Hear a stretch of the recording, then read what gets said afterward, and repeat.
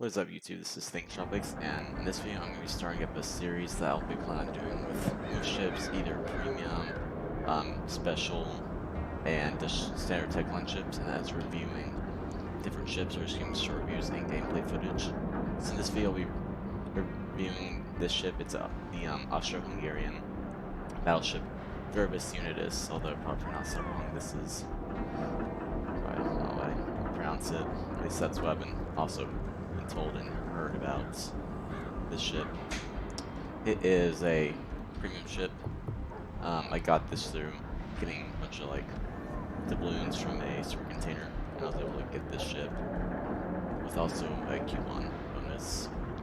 This ship could also possibly come in on super containers as well, so I might do the ship later. But the engine, I got it through a crate, and it's been a pretty good destroyer too. So this battleship has total 12 guns, 4 anti-aircraft guns, which is one of its biggest issues. It has barely any anti-aircraft efficiency. It's only got 2 on this gun and 2 on the other gun right here. It has a decent amount of secondary gun batteries as well, and has a pretty low speed of, let's see right here, lower speed of only 20.5 knots, which is kind of average for a tier 5 battleship, but typically it's pretty slow compared to anything newer, especially compared to the speed of the Congo, which is a Japanese tier 5 battleship, and the Derflinger, a German tier 5 battleship. They're all both pretty fast ships. I was about to say this is the same speed and almost kind of design as the Cavour, the tier 5 Italian battleship, and although that ship has more guns than this one, let's see again. It's exterior, not the texture. So for the Cavour, I'm just gonna compare the ship to other ships as a part of the video. So review this one. So this one has about let's see. So we got 3 guns on this one. Now it's 3, 6, 9, plus 4 is 13, I think. I probably got that wrong, but that's the rough estimate. Just doing quick math in my brain. For the comparison for the French tier 5 battleship, actually the Bretagne, I don't even know how to pronounce the ship's name. That's what. Comparison for power, its artillery gets 78, while the Viribus Unitis gets 77, so it's a bit better. So also might be some other tier 5 ships. So I also got the Iron Duke battleship, the tier 5 battleship for the UK. It scores has a better guns Viribus Unitis, but I think this ship might be slower because this ship is pretty slow. It has only by a 0.5 knots. Then you got the HMS Tiger, the tier 5 British battle cruiser. This one's pretty fast and has scores A for all artillery, so it's still a bit better. This one's also a bit faster and it has its own engine booster for it. That's what's next. There's probably, I think, at least every country's main battleships, the Koenig and the Derflinger. So got the Koenig right here, which compared to the Viribus Unitis, it has scores 79 for its artillery. And most of them kind of review artillery because that's probably one of the biggest things about a battleship is its guns, its main guns. And for other things like say destroyers or cruisers, it might be its torpedoes, or maybe even some of its anti-aircraft capabilities. For the Derflinger, the Viribus Unitis has a better guns than the Derflinger. For the Pyotr Veliki, the Russian tier 5 battleship, I'll probably pronounce it wrong. I think I've heard someone pronounce it from the modern Pyotr Veliki cruiser in the Russian Navy. This one scores 77, so same gun power. Then you got the New York, which scores is 78, so it's a bit better than the Viribus Unitis. So then you got the Congo, it scores at 80 for its guns. So, yep. Compared to most like other ones, some of them are either the same in power and maybe better. But there's also a lot of say economic benefits. So it does have a camo. It does not require any spending usually, or not usually all the time, because most of the time standard tech tree battleships or like any other kind of ship will have a price, like so after battle price, and usually have to repay for your camos. Since right here, the camos, and I think also your use of your weapons, like your guns, amount of shells you fire from your weapons, and torpedoes or anything like that. Usually I think they charge you for that. So usually you don't lose any credits, and you can actually probably get a guaranteed amount of credits back from what is displayed after a game. So kind of a little short review. So let's get into actual gameplay footage. Also, another thing to note is it has a small HP pool. Sorry, let me get my display. What's this HP? Well, it's 35 hit points, 35,000 hit points. I meant definitely not 35. Every single gun can take that shit out instantly. Even an airtight anti-aircraft gun can do that. Luckily, it has low detectability and a high maneuverability despite its low speed.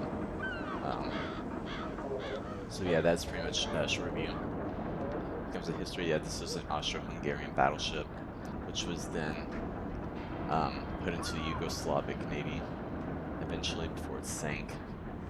So, especially after Austria-Hungary fell after World War I, she was probably transferred over since Austria lost their coastline to other countries like Yugoslavia, Italy. So yeah, now let's go into some actual gameplay. So let's go.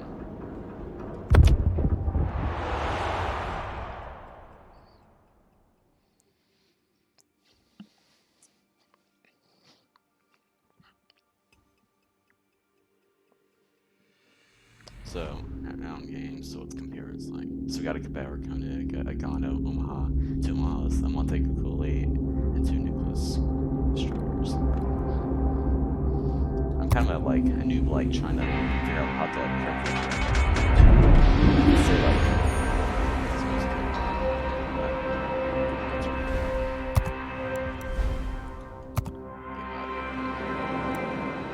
So.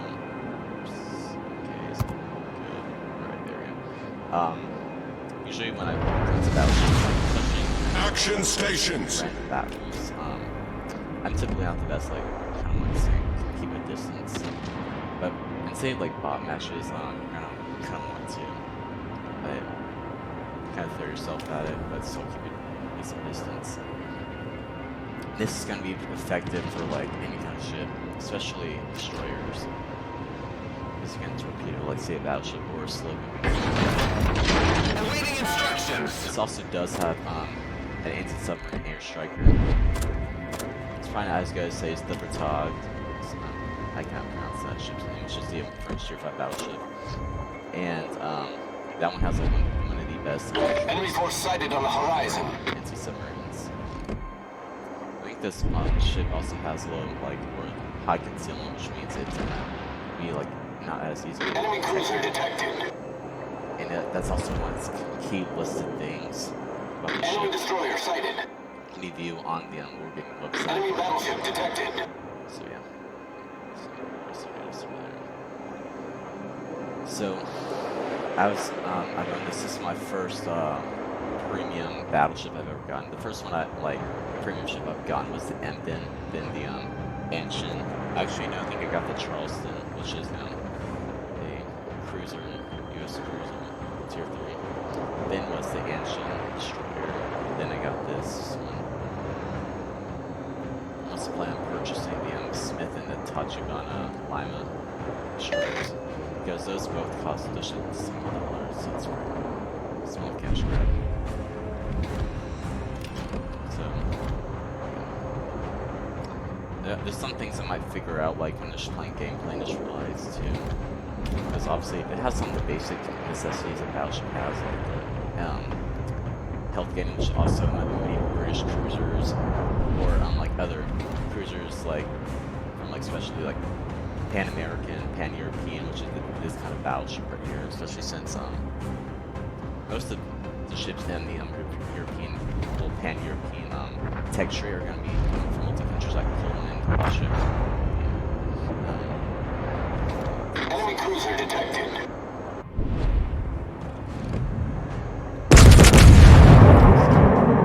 And also Pan-Asian. Although Pan American cruisers do not have like tech trees. I do own a Pan American ship. It's the Cordova, which is a fixture. Maybe it's Enemy battleship sighted. proposed model, but it was based on the British cruiser Dene, or I don't know how to pronounce it. Has the same kind of guns, anti-aircraft guns.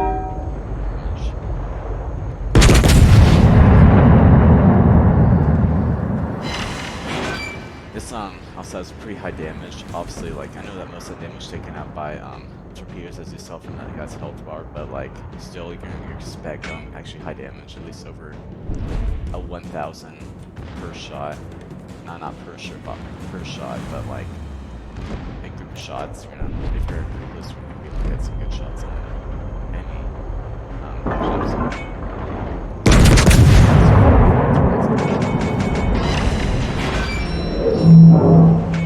Also means the sound for its I don't know what they're called, but like they know those little things that like tell the instrument controller like speed and stuff. It uses the same sound size as German ships, which I've noticed.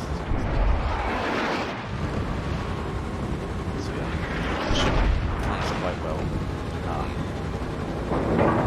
So what was that?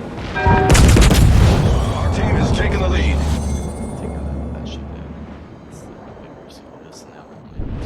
Left. Also that Cabauer and that's is that the Agon? That's what that ship is. So, yeah, that was the Agon.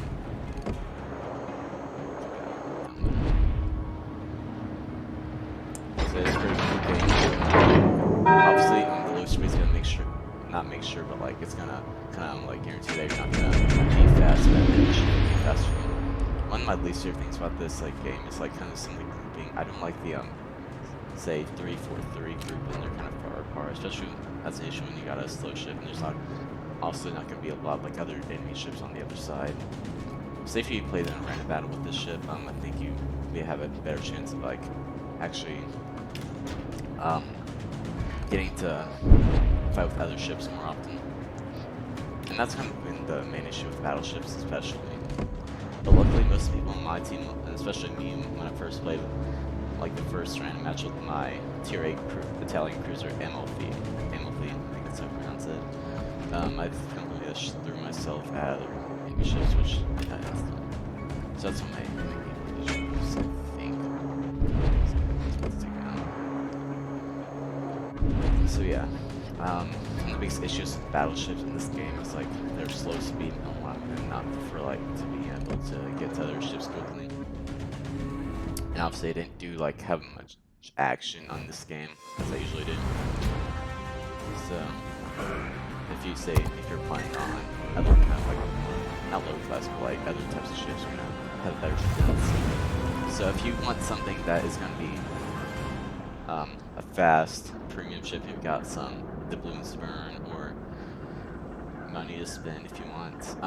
If you want to choose something that's fast, obviously stay away from any battleship, because most battleships in the Tier 5 range that are affordable with the doubloons and the possibility to keep on zone, that it's going to be kind of hard to fight with these, although if you get lucky, so you're paired with in a team with a bunch of bots and barely any other actual players on your team. If you're a pretty good player, you're gonna do a lot of the damage and taking out most of the ships, unless you run across some little destroyers or cruisers. Because I feel like in this game, most of the bots are pretty not accurate with their guns, but when it comes to their torpedoes, I feel like they're always accurate. But maybe it's just me.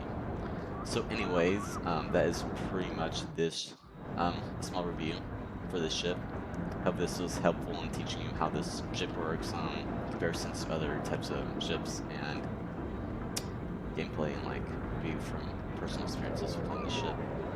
So that's it for the video. Make sure to leave a like and subscribe, and